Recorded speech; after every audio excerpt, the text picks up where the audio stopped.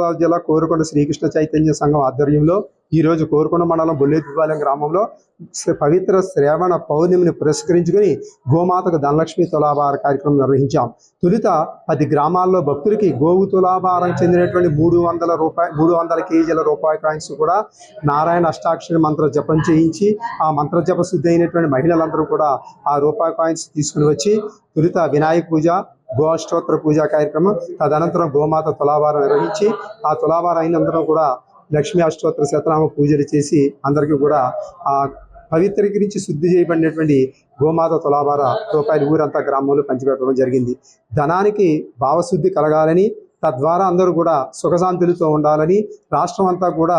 ధనధాన్యాలతో ఐశ్వర్యవంతంగా తయారవ్వాలని చెప్పి గోవులో ఉన్న దేవతలందరినీ కూడా ధనంలోకి ఆవాహన చేసేటువంటి కార్యక్రమంలో భాగంగానే గోమాత ధనలక్ష్మి పూజా కార్యక్రమం నిర్వహించి అందరికీ పంపిణీ చేయడం జరిగింది.